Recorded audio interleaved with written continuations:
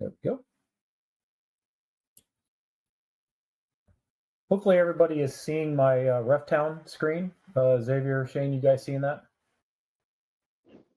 Yes, Bruce. Yeah. Okay. So as we do it every week, we try to post either all the material that was presented, or if it's too large to post, we post a link to it. So if you come in, log in, this is your main screen, and you go to Other, click on Documents, scroll down to Off-Season Training Programs. If you click on that button, you'll see 2023. You'll see the training kickoff presentation that we gave on April 3rd. And then you'll see a link above that, which is linked to the training we did on April 10th. That was a very large presentation, and RefTown will not allow us to upload it, such a large document there. But there's a link to it, so you can click on it, and it gives you the ability to download that presentation and watch it. And as you know, we also post these to YouTube, so you can watch the replays as well.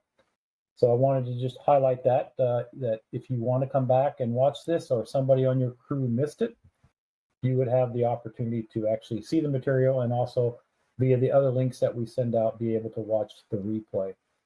Now, a couple updates. We know that video is a problem. We apologize for it. It tends to be a problem across all collaboration suites.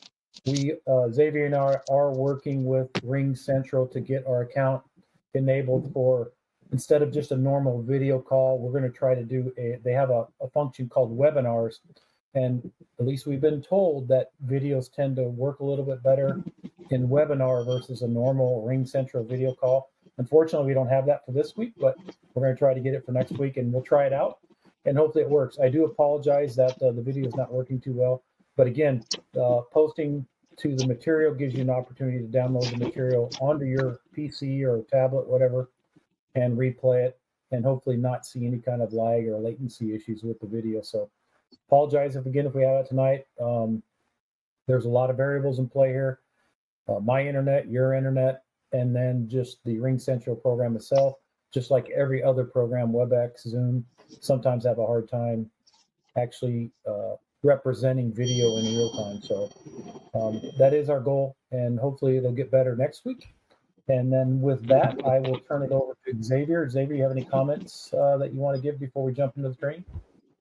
Yeah, Bruce, thanks a lot, man. First of all, like Bruce said, guys, all this stuff is available. So even if you can't make it on any certain, Monday training, make sure and go back and review it. Just to at least brush up on some stuff that maybe you're not too comfortable with on the field, or you don't know. Just use it as you can. The other thing is tomorrow is our draft.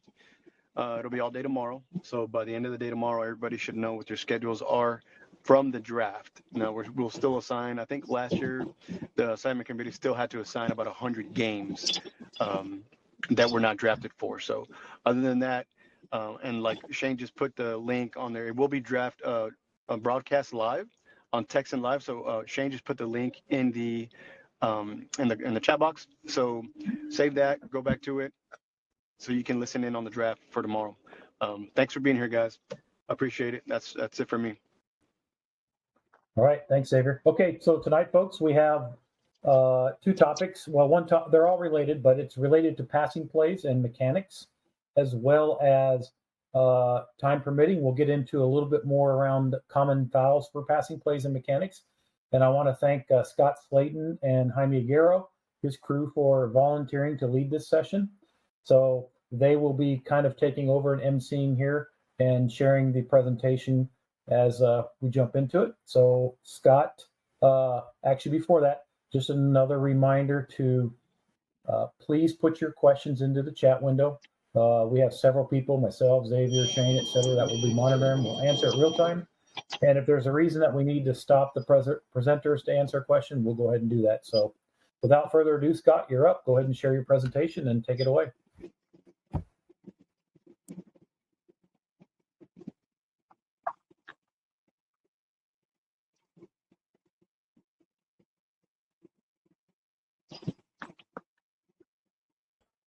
If you're saying anything, Scott, I can't hear you. Yeah, Scott, you're muted. There we go. Hey, can you put this in presentation mode? I've got I got share on there. Yeah, So no, I can think you- on the bottom of the PowerPoint presentation, click on presentation mode. It's one of the icons. I think the one on the far right, bottom right. bottom right. Oh, wait a minute. Looks like a movie screen.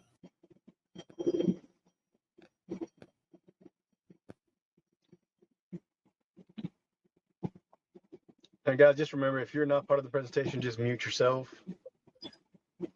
Is that what you want? There we go. Yep, there it is. Okay, great. Okay. So, no, we appreciate the opportunity to be able to present this to you. I know there's folks that I consider to be a lot more experienced than I am. So I really just think it's a good thing to step up when Bruce asked that, hey, we need some volunteers. And I saw that no one had volunteered. So I said, why not? And I appreciate Jaime, my head linesman, helping me put the presentation together and collaborating with me. I really appreciate his efforts. So Jaime, if you would just start off, you've got the first few slides, so it's all yours. Sure. All right. So thank you, Scott. Good afternoon, DFOA. Thank you for joining us tonight on Passing Play Mechanics for a 7-man crew. Just to reiterate, my name is Jaime Aguero, and I, along with Scott Sladen, will be presenting, and we will do our best to present our information in a clear and concise manner for all to understand, no matter the level of experience. And speaking of experience, just to give you a frame of reference, I have 5 years of experience, and Scott has 25. So he will be doing most of the talking tonight. So hopefully that doesn't disappoint you.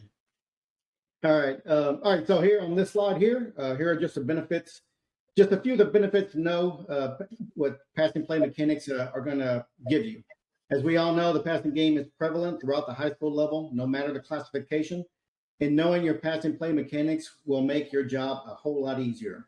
In essence, you can have more eyes on the receivers on the field when you got 7 as opposed to 5. Scott, next slide, please. So before we go into the passing play mechanics, I just want to present a brief recap of scrimmage play best practices for the head linesman and for the flanks. So whether it's a run or a pass, your pre-snap routine shouldn't change, whether you're a HRNL or whether you're a FRNS. Scott, next slide as well.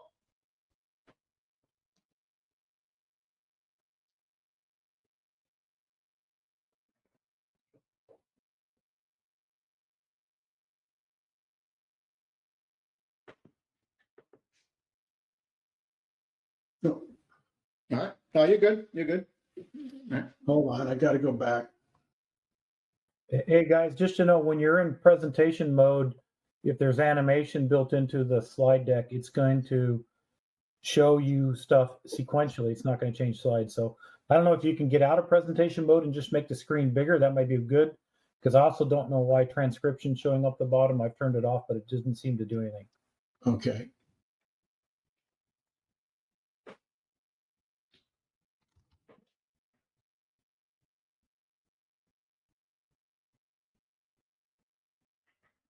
You want to continue just like this?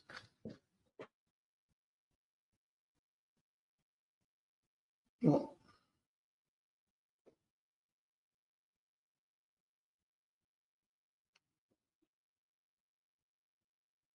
I think lost here.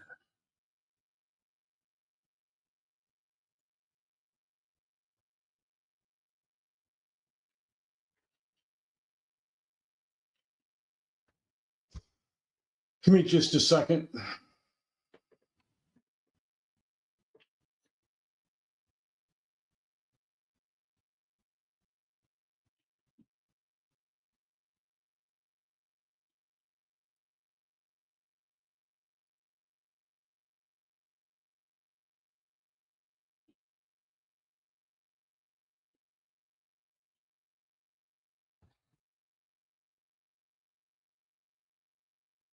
Jaime, are you there? I am here. Okay. Can you see the slides? I can. Okay, go ahead. All right. So go to slide 5, Scott. That's where we're going to pick up at. Okay. Is this where we were? Next slide. Next slide. Okay. Yep. So passing plays prior to the snap. Regardless of where you are on the field, you need to be aware of the legality of the formation and really also what happens after the snap. You need to ask yourself questions. Are there enough players on the line of scrimmage? Do the receivers have the correct jersey number? Are there any receivers covered up? When it comes to situational awareness, you want to ask yourself specific questions such as, is it an obvious passing down? Third and 30 versus 3rd and 1. Is the DB right up on the receiver or is there space? Because if the DB is right up on the receiver, you can probably expect contact right away and look for penalties or look for fouls such as holding, hands to the face, etc. The last bullet point I want to pretty much sums up the importance of knowing your passing play mechanics well. You want to be on the same page so you're not all looking at the same receiver or the receivers that are out there that have nobody looking at them. Hey, Scott, can you go to make sure you stay on the slide that he's covering before? I thought he finished. Okay, Yeah. Go ahead. Now I'm finished, Scott. So next slide. Okay, all right. Sorry. No worries. So in a 7-man crew, the linesmen and the deep flanks need to know, and if not know, communicate who is responsible for the eligible receivers. Over the next couple of slides, Scott is going to go over examples that's going to highlight the importance of this. You need to ask yourself questions. Who is the eligible receiver? And this tends to happen, for example, quote unquote, a trick play where the coach sends the center down the field. The days of the fumble rooski are long gone. So as an official, you have to be aware of these type of things, such as if a tackle is reporting eligible.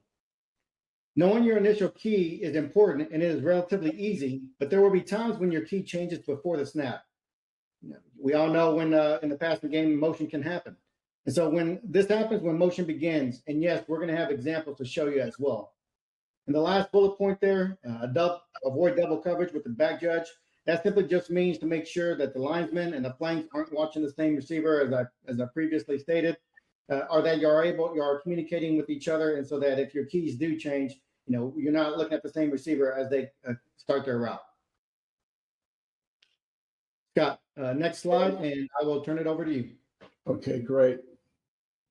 So let's just take a look here at a couple of plays, a couple of formations. I think you skipped slide 7, Scott. Oh, thank you. So let's take a look at just some examples here. First of all, the back judge is going to be key here, deciding what is the strong side. And we'll come to that in just a second. But where I start is if the back judge has got, who does he have? Kind of help and the line judge, if there's a question, who do they have at the moment?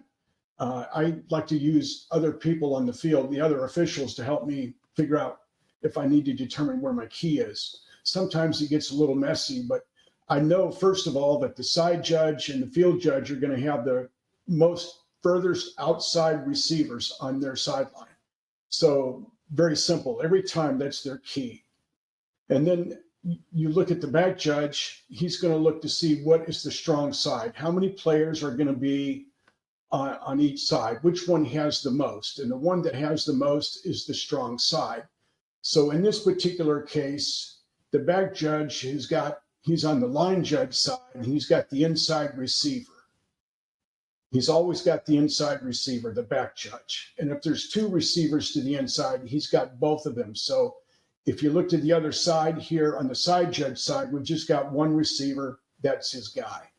So the head linesman doesn't have a receiver in this case. So he's got the running back on his side, and the line judge has got the back on his side. Take a look at that and just kind of see where everybody is, and take a moment to see if you're a line judge, what the other players have as well, the other officials have as well, not just yourself. Hey Scott, quick suggestion, maybe could you, we have a lot of newer officials that are probably on the call as well. Can you kind of talk a little bit about how do we number the receivers from our respective sidelines, like the L and the H, for example? Like who's the number 1, who's the number 2, that kind of thing. What does that mean? or Jaime, whoever wants to address it.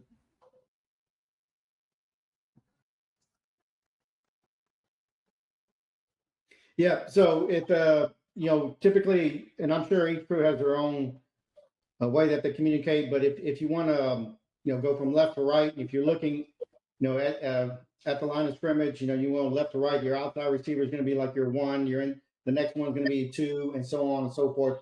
When you go from left to right and you number your receivers that way, some crews could also just say, okay, the number one receiver is going to be the outside guy, but the number two receiver is always going to be the second guy in closer as you get in, and then the third one's going to be in the backfield. And then when you're on the other side, same way. So every crew has their own way that they communicate. I know how we do it in our crew, but I'm not familiar how other crews do it. But that's just an example of how you can number your receivers and determine who has what primary receiver is there going to be. The primary receiver is going to be based on your mechanics. Yeah, I think the most universal way is the kind of the way you explained it, and that's for the L up there, the closest receiver to him is going to be receiver one, and then receiver two is right to the right of that receiver 3, etc. You do the same thing on the H side. The H in this case only has one receiver outside the tackle box, which as we know is going to be the deep flank's responsibility, but that would be number one receiver on the H side. And we got two receivers on the L side outside the tackle box. And I think that's the most universal language that I've heard in a lot of training and instruction too. So it's good to know that, especially for some of our younger officials. Okay, here we have we have twins or doubles on each side. So we got two receivers on each side. And in that case, the back judge will always look to the line judge side. And it will really help if the back judge will lean or move to that side a little bit so that he's not down the middle of the field, but he's more leaning toward the line judge side where he stands in his position. And that will kind of help the rest of the crew also know where the strength is or what the strong side is. So here we have double receivers, and you can see that the head linesman and the line judge, are got different duties here. So the back judge has got the inside receiver on the line judge side, and the head linesman though has the inside receiver on his sideline. So that leaves the running back for the line judge to take care of. So you have to just remember that even though that running back is on the other side, you've got to look out after him if you're the line judge in this case.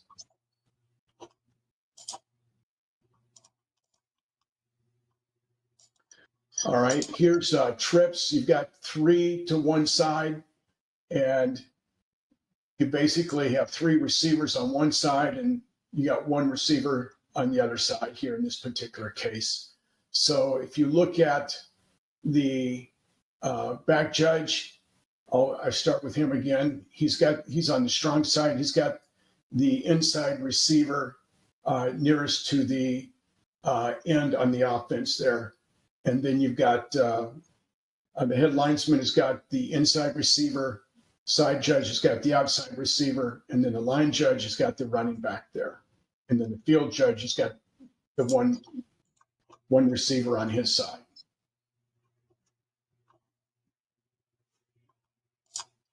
I'm sorry, 1 second, Scott. So on this one here, especially for the newer officials, that third receiver or receiver 3, he could stay in and block. And if he does, then, or he, technically, if the receiver does, then that may change your keys with the H and L, and the linesman and the back judge should switch probably in a situation like this one, trips, that person may not necessarily go out for a pass. And if that's the case, then your keys could potentially change. Okay, great. All right. All right, here we've got 4 receivers near the line judge, or quads. So it gets a little bit messy here, but really all that's going to happen is first to start with the back judge again. He's going to have the two inside receivers. We know the field judge has got the one on the outside. So that's going to leave the one that's kind of in the middle there, back a little bit for the line judge to get. And then on the other side, we've just got one receiver, so the side judge has got them. So you might just stop and think about, okay, if you're a new official and you're a line judge or head linesman here, if you're the line judge, stop and think about what everybody else may have, and you may come by a process of elimination. Who's your guy if you get a little bit confused? I know that when I started trying to figure out who did I have, I just tried to watch them all, but that's not going to be easy to do. You want to key on the one person that you should be keying on and not someone else's, because we do need everybody covered. So, again, look at the field judge. He's got the one on the outside. All right, we know the back judge is going to cover the two guys on the inside, and then you've got the one on the inside between those two. And same thing with quads, that with trips, if one of let's say the back judge is the most inside receiver, if he stays in, then that could potentially change your keys and who's looking at what. Okay.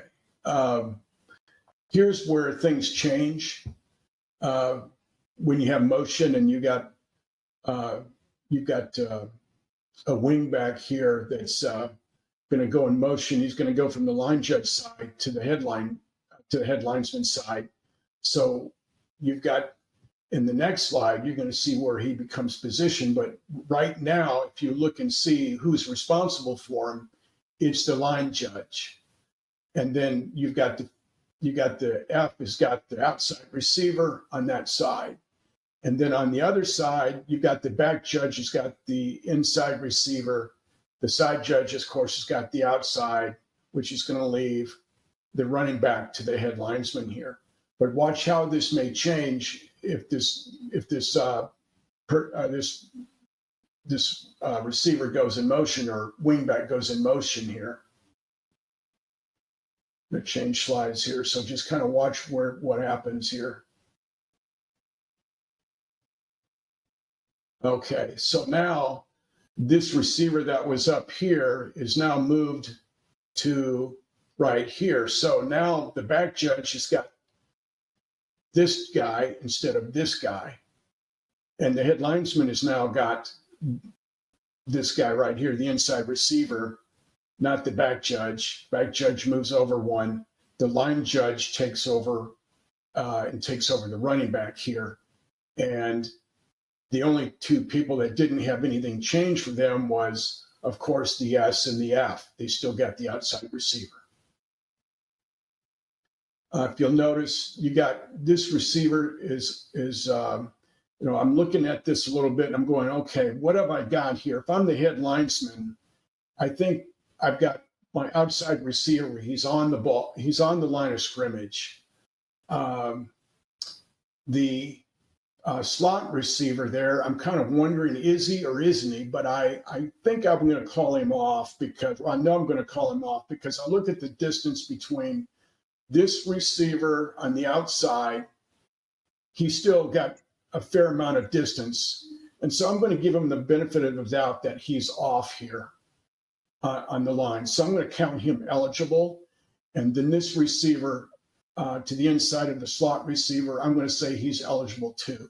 I'm not going to get too nitpicky there. Now, if he steps up, then this receiver on the end here, not the slot, but the one that is in the inside, the far inside. If he steps up, though, he's going to be covered up. But he should stay still because if he doesn't, he's going to have a false start. So you can be very close sometime, and I think that's where you probably have to communicate with the coach and make sure that when these receivers come to the sidelines, and they get their spot before, you're giving them where the location is. You're not going to put them on the line or take them off the line, but you should be giving them, a foot, your left foot to show them where the line is, and maybe you let them know that that's where the line is so they can line up properly. So don't penalize them for your mistake. If you line them up improperly, for some reason, they come up and you think they're set, and then they move up a little bit after, or you put your foot down at the wrong time, or they move up a little bit, and maybe you didn't kind of set them up just right. Don't penalize them for that. Okay, anything else here? Any questions on this? All right, so let's talk about passing plays. One of the things that I think about is that we get in a hurry to get down the field or get in position. I think sometimes as officials, we can basically stay where we're at and just turn our heads, or maybe turn slightly to get into a position to see the play without having to run downfield. I think there's a difference between hustling and maybe hurrying. I think you can hustle, but we don't always have to be in a hurry to get to a spot that we think that we need to be. And I think if we just keep our eyes focused where the play is going and read the play, that's man, look at your guy that you got first, and then the zone that you're in, and look around.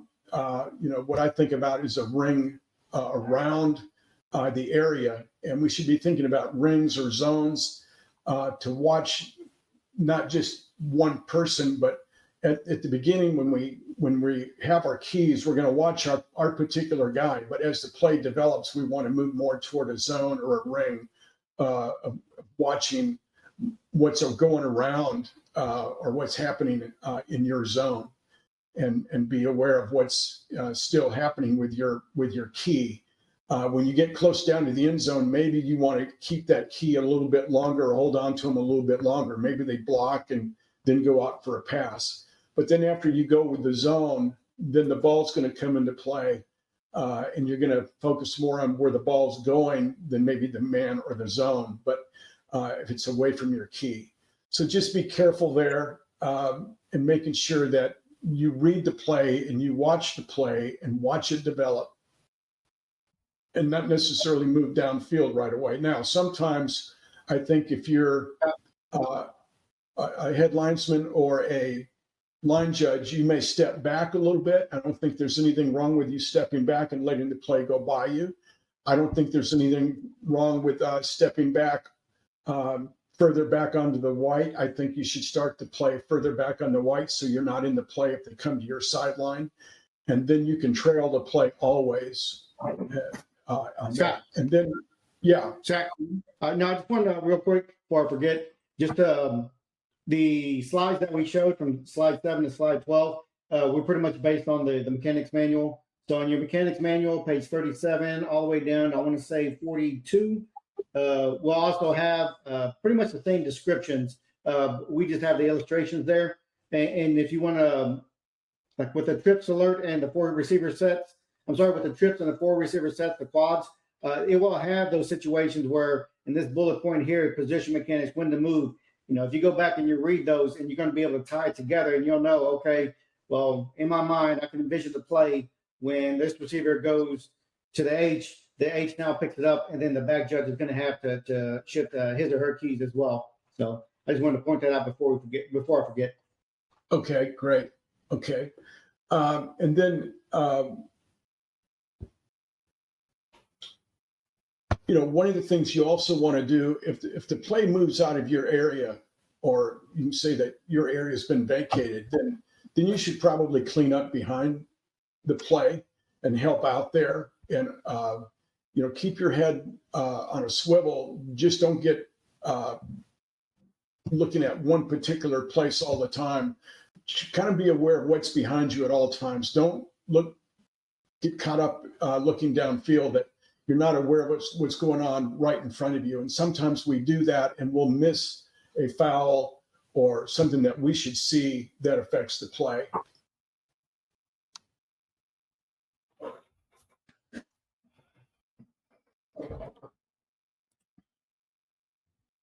All right, so catch, no catch. So one of the questions is, is it catch or not? And so when you talk about the sidelines, one of the things that we always want to try to do is box in the play between officials on the sidelines. So if you got head linesman and side judge on one side, and we got the play to their side, we want to make sure that we work together and making sure that there's a foot down and we've got a catch. And sometimes one or the other official may or may not be able to see, do we have a catch? Because he may be screened from seeing if the ball's really in possession.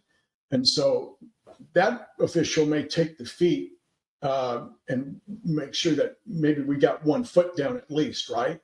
And then the other official can help with the hands part, and is it a catch? Now, when we talk about control, there's a difference between not having possession of the ball and maybe bobbling the ball and maybe having control and there's still being some movement with the ball. And that's, you can have control and still have movement. So that's okay. You just don't want to not have possession. And then remember, going to the ground, we've got to complete the process. The ground can cause an incomplete pass. So we want to make sure that ball is caught in bounds with 1 foot down. The other thing that, yeah. So I just want to talk about catch, no catch. One thing that I want to say, especially for your newer officials, is the position that you're in is going to, your mechanics, it talks about always being in a good position. You're going to want to be in a good position. It's going to make it a lot easier to rule on a catch, no catch situation. Because if you're in a bad position, you're pretty much guessing. But if you're in a very good position, it's going to make that call a lot easier. You're going to feel a lot more confident, so that even if the coach is yelling at you, screaming at you, you're going to be confident in your call because you have a good position. All right. I was going to say something else there, but it'll come back to me. Okay, here we go. So also spots. One other thing before the catch, I know what it was. When we have pass interference plays, possibility of that, we want to make sure that it's blatantly not catchable. We want it without a shadow of a doubt. We don't want it to be kind of iffy. We want to make sure that it's blatantly uncatchable there. Okay. And then on the forward progress, one of the things that, you kind of see where the ball was caught, but then sometimes where it was caught, and maybe the receiver gets away and he loses some of his forward progress on his own. Not that someone else pushed him back like a defensive player, but if he basically gave up that yardage on his own, then he's lost that yardage. But you do have forward progress on a catch. And so one of the things I want to look at that helped me out is the feet. I'm always looking to see where the feet are, and I'm memorizing where those feet are when he catches the ball. But where the ball is, that's the forward progress, not the feet. But the feet do give me some idea, did he go forward or backwards when he catches the ball? And we want to watch the action after the catch, is what I'm saying. The other thing that happens is that when you have a play to one sideline or one side of the field, sometimes that official that's closest to the play may need a little help from the official across the field, maybe even with the spot. Maybe he can't get there. Maybe there's players that have just come in and surrounded him, and so he's unsure of where that spot may be for whatever reason. So when you're the official across the field, help him out with the spot, and you should be able to see if you've been screened out where that spot may be, and you can pick up that spot. The other thing that I think about is on pass plays is when you have, let's see here. Yes, that's coming up. I'll get to that. Okay, so the other part here is on long passes. The head linesman and the line judge can work together with the field judge and the side judge. And you want to keep that 20 yards as you move down the field. You want to keep the play boxed in, and you want to make sure that you've got that covered. Now, if it's a long pass, maybe it's a long way for the short flanks to get there. So there's nothing wrong with helping out the shorter flanks with a spot. but it's going to be the spot all the way to the B2 for those short flanks. And so the goal line is going to be the field judge and the side judge. So just because that could be a long play down the sideline doesn't mean that we give up halfway down the field. We've got to go all the way to the B2 there. Scott. Yes, sir. Okay, just wanted to add there that an obvious pass plays, again, that 3rd and 30 situation, you know, the L is going to hold the line of scrimmage and the H can drift 5 to 7. On obvious pass plays like that, that'll help with your mechanics as well to be able to determine catch, no catch, contact, you know, any penalty, any fouls that occur during that situation. Okay, and then line judge is going to stay at the line of scrimmage a little bit longer, or he's going to stay at the line of scrimmage in a lot of cases, and the head linesman may drift down just a little bit. Umpire is going to be looking for, do we have ineligible downfield? Okay, so you might want to just, make sure that we catch those ineligibles as well, and we can help out there, but that's the umpire's responsibility, and we can certainly help. Okay, after the play, we've got to watch dead ball.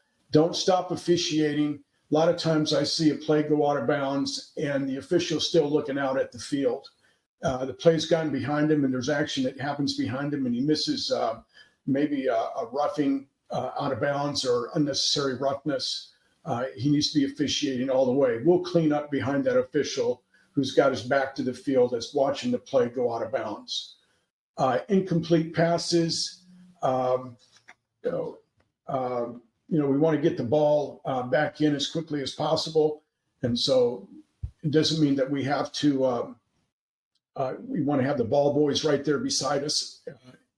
And we can get the ball back into the umpire while the field judge and side judge and the back judge work together to get the ball out on a long pass.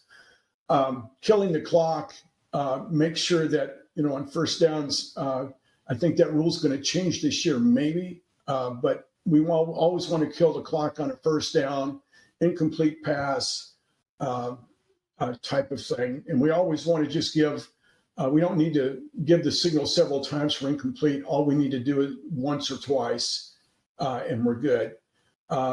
Sometimes it's helpful to echo signals for the press box, but we don't want to be out of the area and give a signal where it's not our call, especially on a touchdown. So we don't want to echo signals unnecessarily, but where help the press box, like winding the clock on a kickoff or something like that, I think it'd be helpful for all of us to be winding the clock. I mentioned dead ball officiating. I mentioned the ball mechanics of getting the ball in and out. We should always keep the same pace during the game. And we want to be efficient with what we do. We want to get the ball back in. We don't want it to hit the ground, et cetera. But we want to keep that pace going. We don't want to get, not lazy is maybe not the word, but just keep it in the front of our mind that we need to get the ball back in as soon as possible. All right. That way the umpire can spot the ball and so forth. Make sure, one of the things I think about, and I see this happening more on college games, not necessarily sometimes in our high school games, but I like how the college crews will come in and you'll see the deep flanks come in and make a presence. Other people that came in before we had 7-man crews always watch the back judge come over to the sideline where the play went and help clean up afterwards and make sure that players got back to their huddles. The other thing is that we all need to make sure that the clock, if it needs to stop, stops, and be aware of, what that, all the time, what the status of the clock is at the snap as well.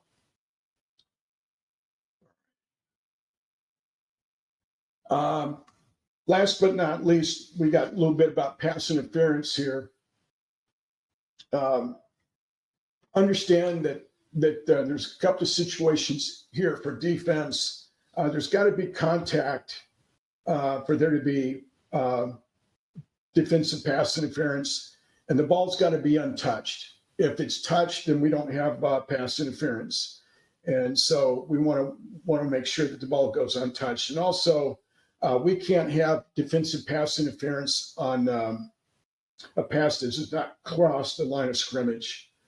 Couple other things. Face guarding is not a rule that we enforce in high school or college. That's just a pro rule. Remember that offense and defense both have rights to the ball, equal rights to the ball. And, there's no defensive pass interference on an eligible receiver who went out of bounds on his own.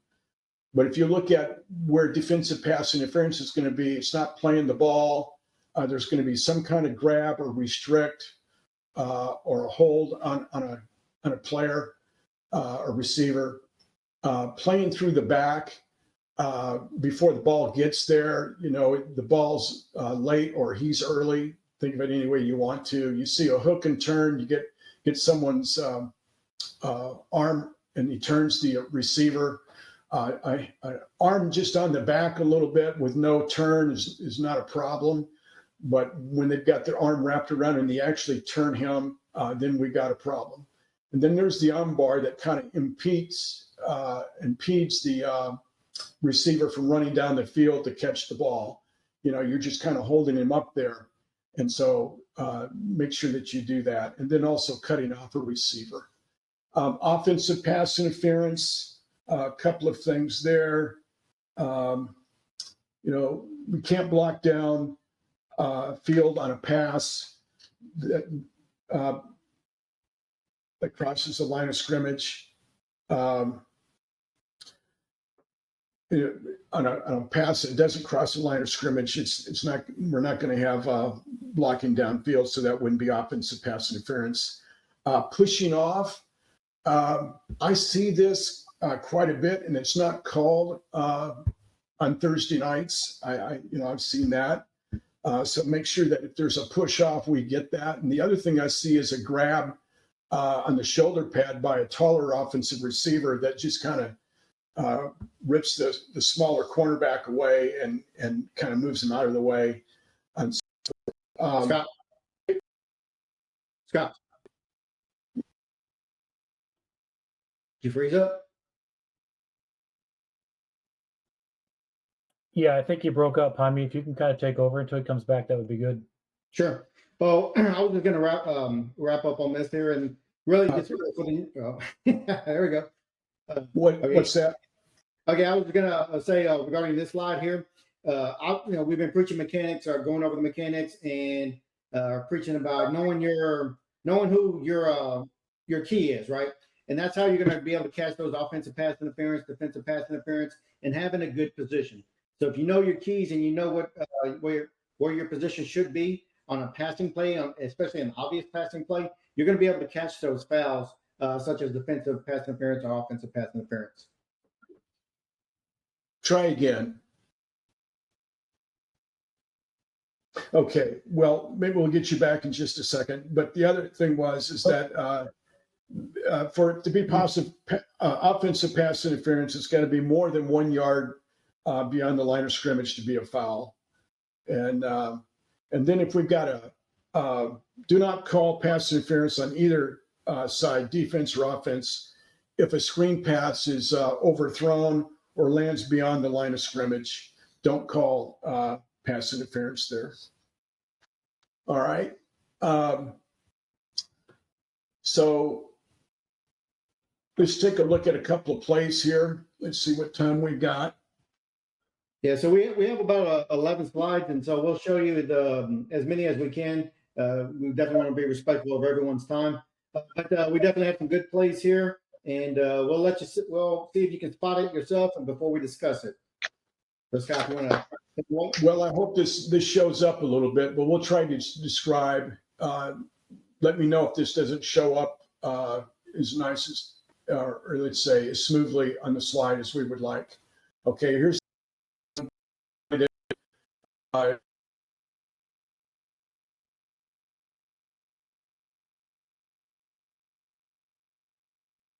Thanks, Scott, you're breaking up. We lost him again. Yeah, let me, hey, I mean, if you don't mind, I might go ahead and see if I can share the slides. And we And got I'll the come we got the head linesman coming up and pointing at his defensive ball there, Yeah. and it really should be incomplete there. Hey, Scott, your network is freezing up a lot. All right, so do you want to Yeah, let me, I'm gonna share the slides and go to this spot and then just let you guys talk to it and just Okay, direct me. So great. go ahead and that will help you guys, help you out, finish this out here. I hope so. Yep, me too. Let's see here.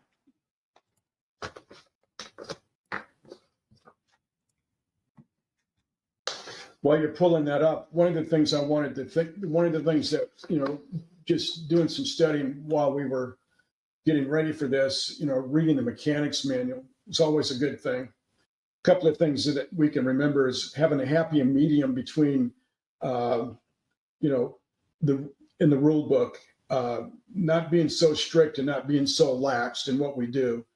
Keep a happy medium. Keep the game running smoothly and don't be too overly officious. I think one of the things that we always talk about on our crew, let's make it big. Let's make sure that we don't nitpick and kind of take away from the game, but call what should be called. One of the things that I also see here, it says, don't hurry an injured person off the field. And one of the things is you're a head linesman or line judge, you want to make sure that if we're close to a spot of a first down and it's near the sideline or even somewhere on the field, we want to go to our spot and put the ball down at our foot. And then also, if we're relaxed in what we do out there on the field, it's going to look like we're confident. So make sure that we do that as well. Are we ready? I think we're ready. Can you guys see this slide, the screen I'm sharing? Yep. Okay.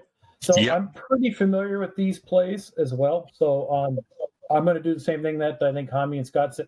I'm going to let the play through. And then we'll come back and talk about it a little bit. So kind of watch it and tell us what you're thinking in your head when we come back. Ask any questions in the chat window.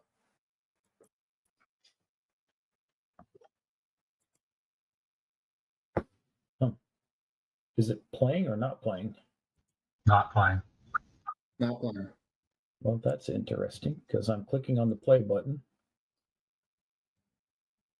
Let me do this. Let me try to resize the window. I don't know why it's not playing.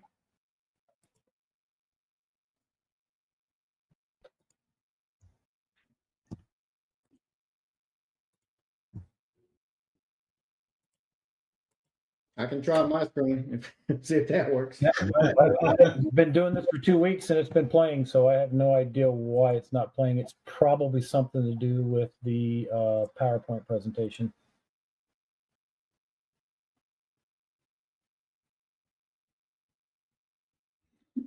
I mean, you have it open?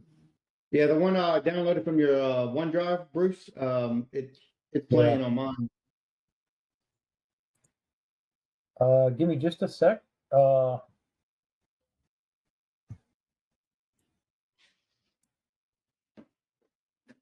going to close it and reopen it. And if it doesn't work, Jaime, I'll shift to you. Okay.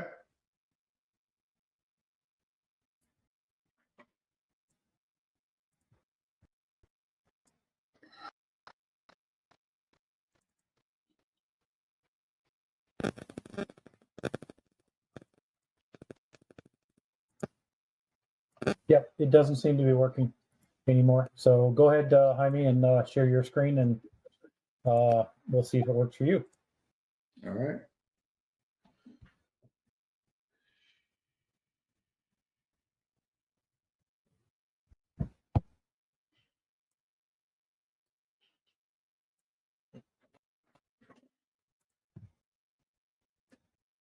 Can y'all see it? Yes. Yes. Okay.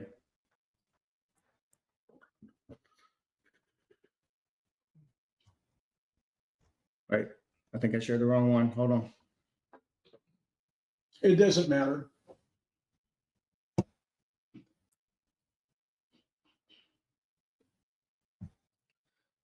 All right. Share screen.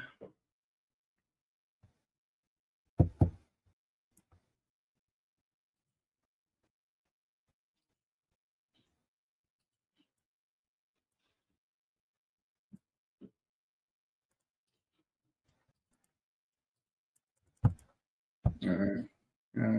Give it one more shot.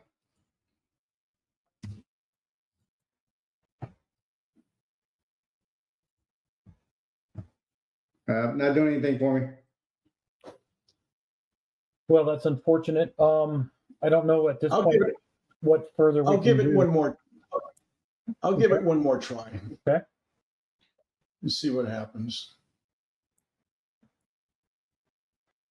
Are we there? Yeah, I'm seeing the first play. Go ahead and hit play again. Okay.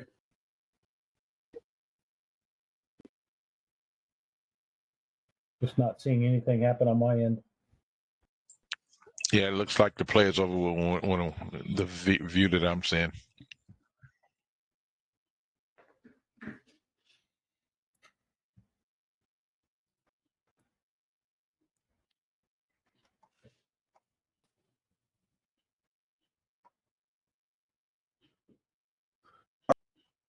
Just go through these a little bit and tell you what each one is. Okay.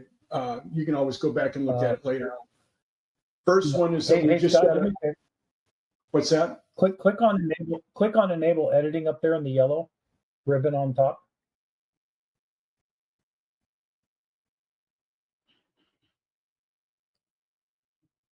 And then try playing it. Again? Well, you didn't need to stop sharing. You stopped sharing.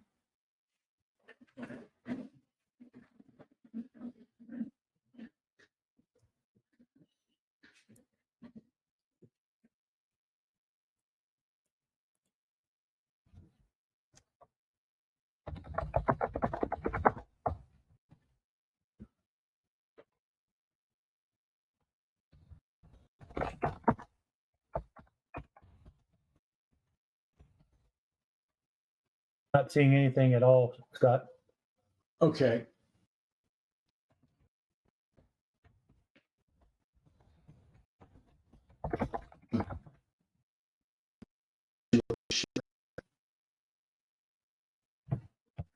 You need to share the presentation again. Yeah. I gave it back to you, but I'll see. Okay. So is that showing up? Okay, yep. Now go ahead and hit play again.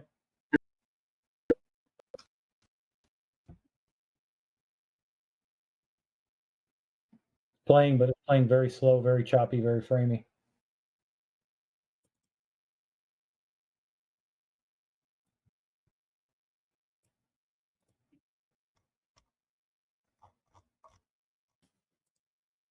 Okay. So anyway, on that first one, we just have a forward pass where it's just kind of like a shovel pass, two hands to the running receiver coming across like a jet sweep, and he fumbles the ball. It's really an incomplete pass, is what it is. We'll try this next one here. This one here is just basically, we want you to, once you have a foul, we want you to continue to officiate. Once you see a foul and throw your flag, continue to, no, I don't know what happened here. Just stay on that slide and hit play. Yeah, but it's Yep. gone. You change slides.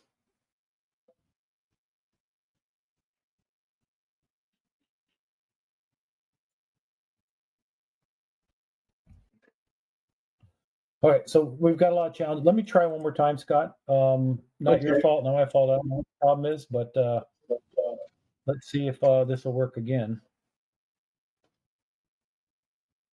Appreciate seeing this? everybody's patience. So Yeah, Yeah, that's Yeah, it's moving now.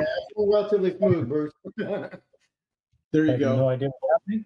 All right, so I'm going to go back and replay his play. So remember a forward pass, and guys, offenses are doing this a lot. They're doing this little, shovel pass forward.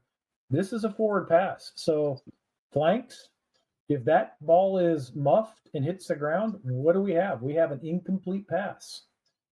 And I think what you're going to see here is the flank on the bottom of the screen coming in and signaling fumble. Now I see the referees gathering. I'm hoping that they got this correct, but this is on passing plays, a very good discussion to have with your coach in pregame.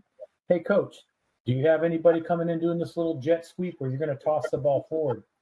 Make sure you understand that, especially your flanks and your referee, because you're the guys who are going to see that, or gals. If that ball hits the ground, which it does here, that's an incomplete forward pass.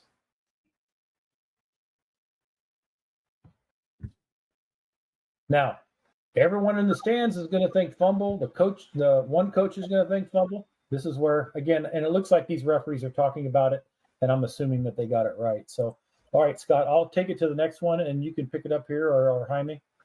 Tell me when you want me to hit play. Go.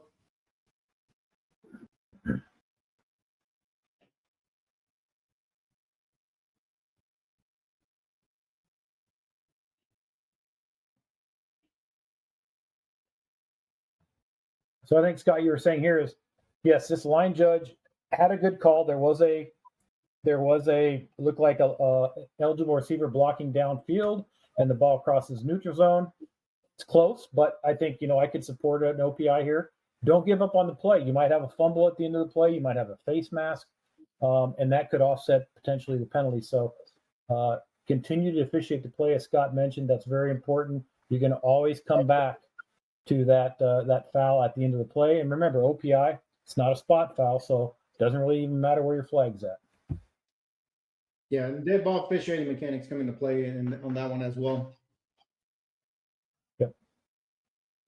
Okay, Jaime or Scott, you guys want to take this one? Yeah, go ahead. Go ahead and hit play. I think we want to watch the quarterback, right? Oh, yeah. Mm-hmm. So while this is not a forward pass play, it's a good mechanics discussion around referee. That's your prime target. You can't take your eyes off him. And I don't know about you, Jaime or Scott, but in this case, I don't care if it was a backwards pass or a forward pass. That action by the defender on the quarterback, I think it rises to the level of a flagrant foul because he was trying to punish him. Yeah, and you want to get away from ball watching on this one. And as a younger official, it's going to be hard because you're going to want to know where the action is. But this was probably a case of ball watching where the white hat was actually watching where the ball went and not looking at his main key there, which is the quarterback. So, yeah. Are these videos still showing up okay? Yep. Okay. Here's another one if you want to take it, guys. This is a fun one. Yeah, we'll just there's a lot on this one, so let's just let it run and we'll tell you when to stop.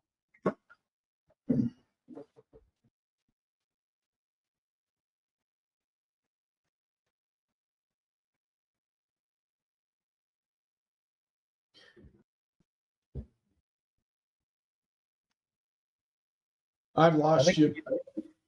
I think we need to sign the coach up as a referee as fast as he was going down Oh, that yeah. line. Okay, so this one's up.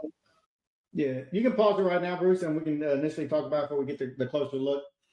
So, if you were able to follow the play, see the video, obviously somewhat of a broken play, quarterback scrambling around, looking for a receiver, throws a pass, gets intercepted.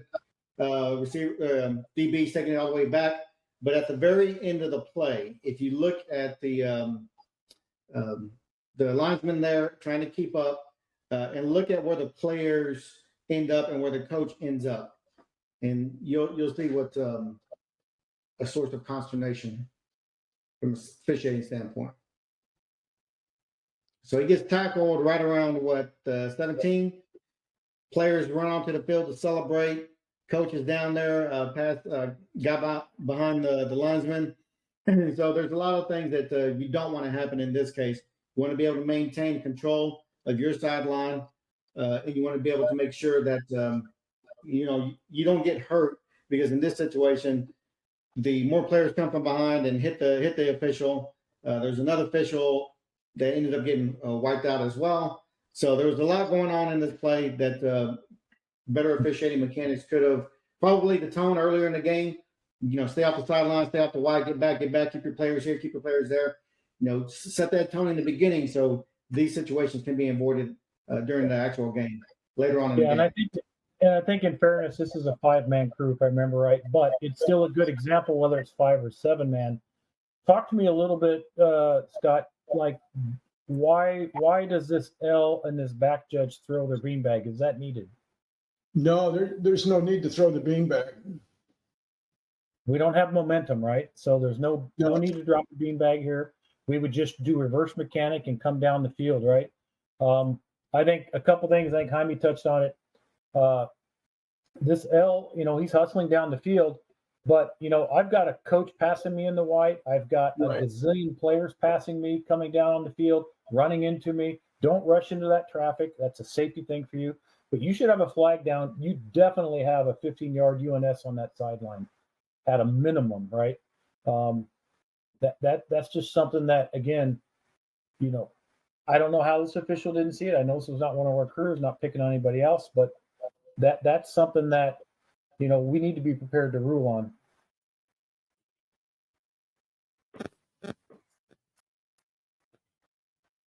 So you can see that L, very lucky he did not get hurt. He kind of took his focus off, rushed right into that traffic, should have backed up, slowed down, killed the clock. Then it, had his flag down. He could have managed that a little bit better. I'm very glad, obviously, that he didn't get hurt, but a good lesson for all of us, I think, if that situation arises for us. Yeah, okay, when you're looking at the video at your own time, you'll be able to see he glances back several times. Not too sure what he was looking at because the ball wasn't back there. But there was a lot going on. I mean, as the referee got knocked down, I don't think it was on purpose. There were a couple blocks below the weight. I mean, there was a lot on that play for 5 guys to digest. Which is why 7-man is better. Exactly. All right. So you want me to hit play here? Yes. This is a good one on who rules on whether it's a backwards pass or not.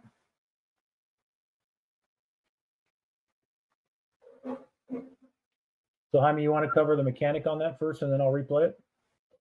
Sure.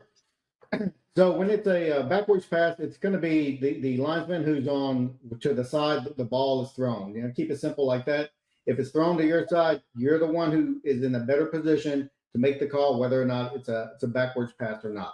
So if you're on the opposite side of the field, you really shouldn't be making that call because that's just going to cause confusion. And it may even throw your partner on the other side off like, and hesitate and not seem confident when making that call. Yep. If you notice, I think what I'm saying, watch this line judge at the bottom. He may be right, but he should not be signaling on that. And we're going to see an example of exactly why we don't want that. I think the official on the top did a good job. He immediately ruled it backwards pass, punched back. Great job. Just don't need that. Again, like I said, that if it's not thrown to your sideline, don't rule on it. And this next video here is going to give that example. Same game, right? Same game.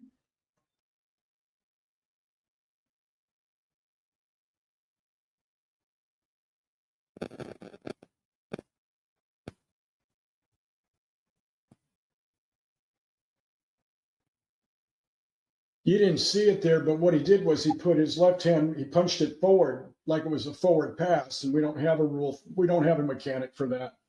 Right. We don't want to, even though it may help you out, and you're thinking you're helping the crowd out and the players out and the coaches out, we don't want to make up mechanics or signals that do not exist. Because they really, if somebody who does know what they're doing, and it's happened to me that, well, why did your peer over there do this when there's no such thing as that type of mechanic, right? So there are ex-coaches out there, ex-officials that will sharpshoot you like that, and it's just not an overall good look for your crew when that happens. Okay. The offense looking good.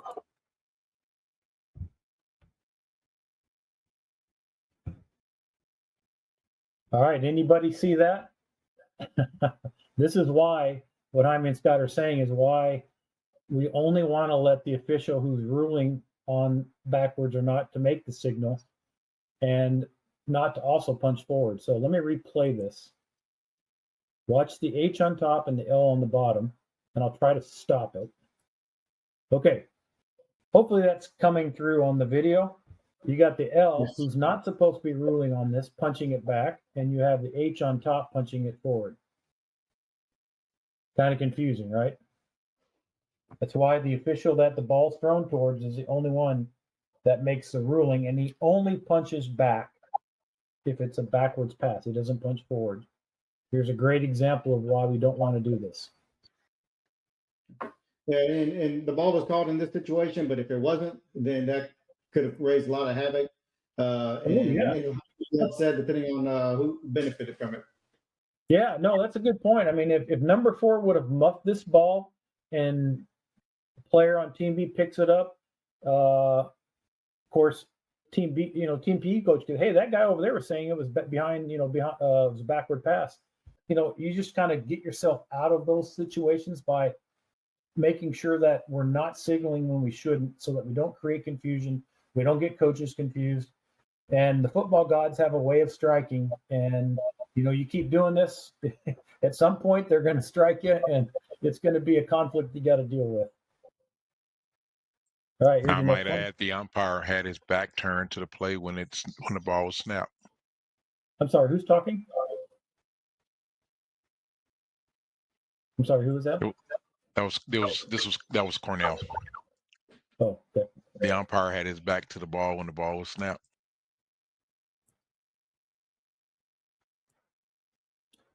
Okay, so next play. Outstanding job here. Got good positions by the back judge, the side judge, and the field judge. They're all where they should be, and they're hustling to get there. Good hustle. It's hard to get on that goal line. He got pretty darn close and was right there to rule on it. Back judge did a good job waiting on the S to rule because he was close to the sideline. Excellent job, I think, by these guys, like you said, Scott, to get in position to make the best ruling. Okay, just a couple more.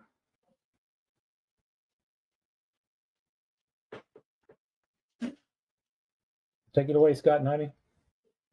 Okay, there's several things going on here. First, the referee here is going to drop a flag, but he's right in the middle of the play there. And most of us will be on the right-hand side as a referee facing the quarterback. He's kind of behind the quarterback on this play. And, Bruce, you said that maybe it's okay to be on the other side anyway, but I think most of us are going to be on that. If he's a right-handed quarterback, we're going to be on the right, and if he's left-handed, we're going to be on the left. We want him facing us as a referee. And then down here, we saw the deep flank there probably wasn't in the best position to see the play. Yeah, I think you're right. In general, we always want to be on the passing side of the quarterback. It doesn't say it's a hard and fast rule. It's kind of a recommendation, but I think that's a good recommendation. We should probably always be there. What you're saying. Yeah, normally we're 12, 15 yards back. Mm-hmm. And he's pretty darn close to the line of scrimmage. So even if he was okay on that side, he should have been a lot further back than what he was. Well, he didn't move well as far as getting out of. I mean, if you look, he's in the eye of the tornado. He's got players in front of him, players to the side of him, players behind him. He's lucky he didn't get hurt. And that's why we preach that mechanic, right? To get yourself out of that danger zone and be able to keep your eyes on the play in front of you. This is another, kind of good example of, there on plays like this where they're broken plays, you really need everyone to focus on their zone and to get to where they need to be to make the best ruling. Unfortunately, this is a grass field. Might have been wet. Might have been, the deep plank on that sideline fell down. It does look like we have a late hit as well. Yeah. That was missed. Hopefully that H would have been able to see that, but it didn't get called. But I think definitely the key here is, this referee mechanically is probably out of position, does not back up enough, especially as the play turns around and comes back towards him. You can see he's in the middle of that tornado right there. And there were we have a lot of fouls on here, but we're talking about mechanically here, right? There's the late hit that you saw. Yeah, and I just want to add that the running back there had a couple of block below the waist that probably could have been thrown. And if you're in your pass and play mechanics, and they're probably the back judge was probably or should have been watching that receiver when they came out. So obviously it gets a little hectic on a busted play and you have to shift keys, but you got to do the best that you can. Yep. Catch the type of house. Last video here. 43.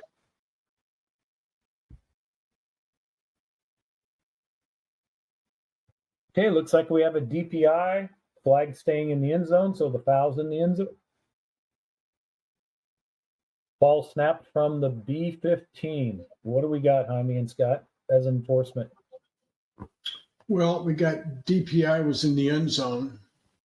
The previous spot was the 15. I think what they did here is that they marked it half the distance to the goal, but it should have been spotted at the B2. That's correct. Yeah. This crew, again, there are 7 people on a crew. Do not be afraid to speak up if the enforcement's wrong. This is probably one of the most common things we get wrong. We get locked into, it's a 15-yard penalty. It's going to be half the distance to goal because we're inside the 30.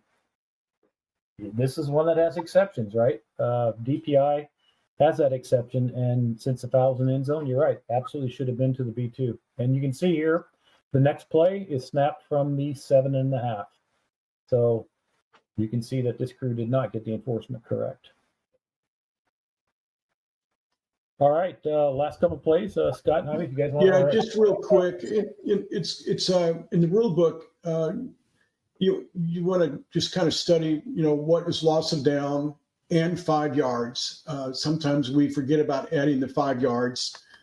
Sometimes we mark it off from the wrong spot. Maybe, like an illegal forward pass, as an example, should be 5 yards from the end of the run. You're going to give him the yardage, but then you're going to move him back 5 yards, and he's not going to get the down over. He's going to get the loss of down, which only makes sense, right? So you want to make sure that you're enforcing these right. And maybe a little bit confusing to some of us that one's loss of down and 5 yards and one's just loss of down. But I kind of put these together in the slides, and if someone wanted to go back and kind of look at these enforcements on the penalties for the fouls, it might be helpful that it's just summarized here on one slide for you. Right. So one of the things I look at here is the other one that I think about is the intentionally grounding forward pass, loss of down, and spot foul. So that's just like he was tackled there, right? That's just exactly what it would be.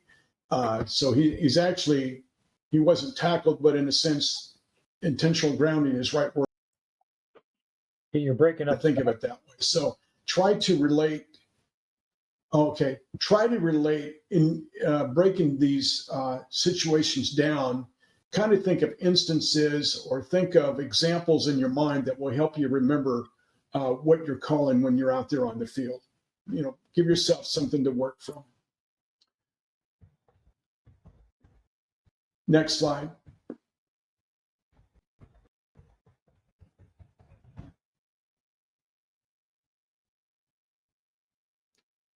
Sorry, I'm getting there. All right, there you go. Yeah. Okay. All right. And then remember, a forward pass, it's forward. If there's some question whether it's forward or backward, just call it forward pass. That's what you're supposed to do. And then if there's a question whether it's a forward pass or a fumble, it's going to be a forward pass. And then is it a catchable forward pass? Winning question, it's going to be catchable. So just remember those things so that when you get out there, you're thinking, okay, is that backwards or forwards? And if you have any doubt and it's really close, then you're going to have to just say, hey, it's a forward pass. Just think about those things when you're out there. Bruce? Okay. I think that's it, guys. Sorry about the video. Well, yeah, no, and not your fault. Again, we are really trying to switch to the webinar format of Ring Central. We've been told that might be better. Hopefully that'll make it a little bit simpler. and easier to show video. We will post links to the presentation though, so that if you want to watch this whole, be able to download this and play the videos yourself on your devices, you will be able to do that. So just, again, apologize as well. We had some technical difficulties tonight. I want to thank Scott. I want to thank Jaime for volunteering to do this presentation. And next week we're going to pick up with, I believe, I can't remember, I think it's scrimmage kicks, but we'll be on the same place, same time, same bat channel, and covering more training. So hopefully you can come back. I think you already heard that the draft is tomorrow.